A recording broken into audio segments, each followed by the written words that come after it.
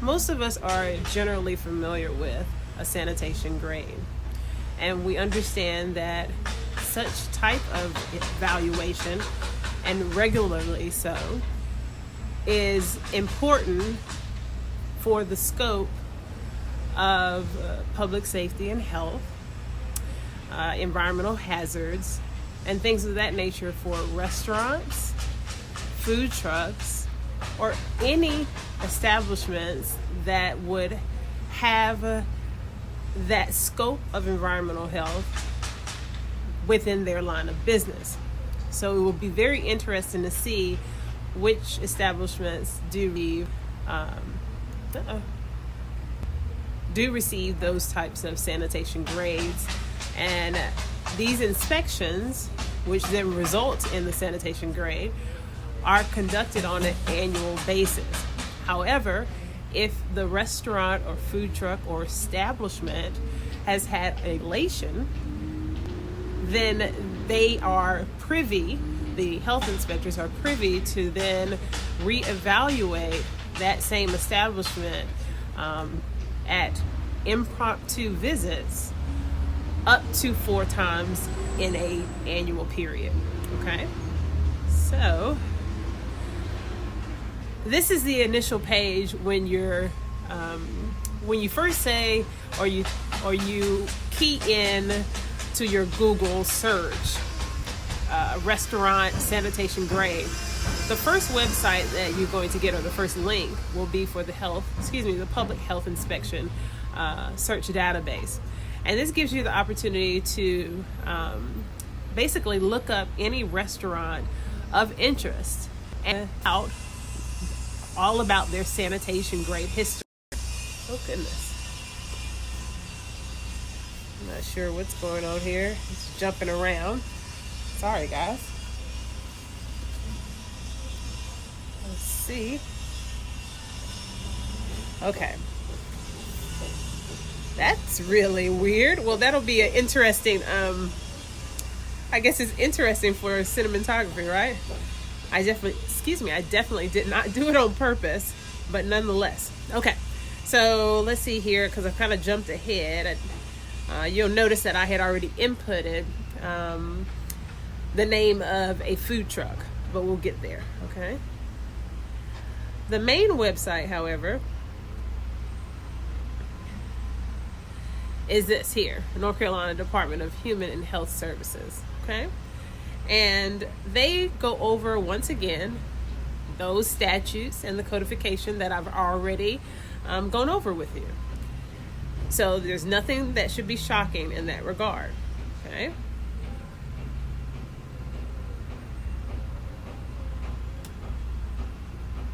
Okay, you see that you have the grading system here. The grading system is very similar to the grading system in our educational institutions. You have A, B, C, and then anything under 70% results in an immediate revocation of your sanitation grade privileges, okay?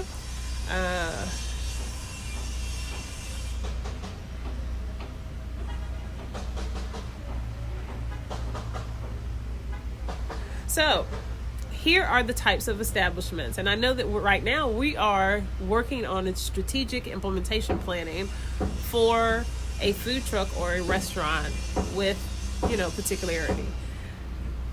However, just to go over the entire kind of reach with regards to sanitation grade, we're going to go into detail, not much detail, about those types of businesses or establishments that do have this requirement, this health inspection requirement. So obviously, as we would imagine, a daycare and an adult daycare, because they do handle food and they do handle humans and inherent to humans is health and safety, okay? Swimming pools.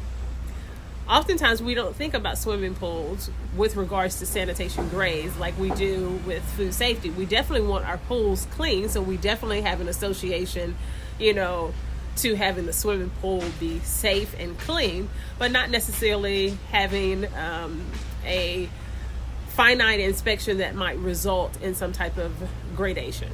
Okay. And this is actually one of them that it is based on, as you see here, the demerit scoring divided into 2, 4, and 6 demerit items.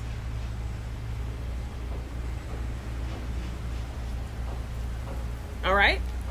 Mobile food units. What's that? That's a food truck. Push carts and tattoo parlors. Okay. And you'll notice that these are inspected 4 times per fiscal year, and it goes into detail.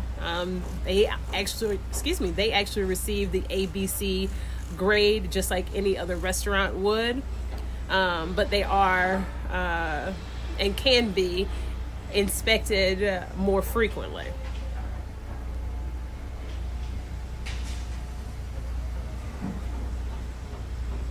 All right. And then also residential care and local confinement. Now, what is local confinement? That is basically a correctional facility. Of course, they handle food and they handle people. And inherent with people is health and safety. So again, you have that dynamic, and there must be a regular inspection for those. And there's a scoring system as well. Okay. And it's on the demerit system as well. All right. So we'll go back over here. Let's see. And for the North Carolina Department of Health and Human Services, I want you to pay particular attention to the specific rules that they have set forth for you. I do recommend that you read the entire Chapter 15A for the codification. And I also, because that's the administrative code, okay? I also, which is NCAC, right? I also want you to, like I've told you before, read the entire chapter of the North Carolina General Statutes that apply to sanitation grades and food safety and food handling. Even where you may not have a full understanding of it all, it is very important that you go through it all. Then come back and really kind of make a commitment to the ones that they have actually highlighted for you, okay, for obvious reasons.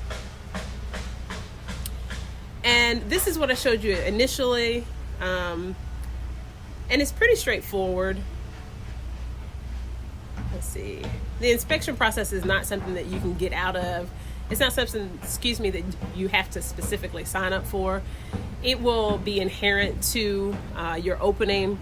And you can also research other restaurants and food trucks even, or any of these establishments, to find out what their grade is currently and what the history of the grading has been. I entered Poppy Queso. That's a local food truck here in Charlotte. And you'll notice that they have one mobile food, which is a food truck, and then a food stand. And they have been graded, okay? I also researched a local restaurant. It's a breakfast spot called Holler and Dash. And you'll notice that they also have history. When you do open your food truck and it's in its process,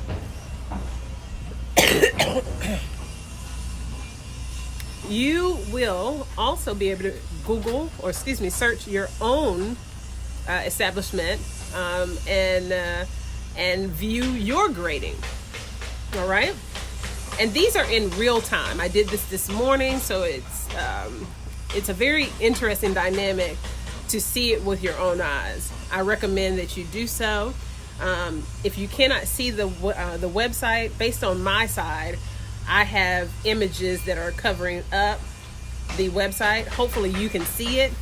I will post it in the comments for this session. And then I'll also post the website for the main NC HHS. Okay, so that ends our session for today. If you have any questions, please feel free to reach out. Have a wonderful weekend.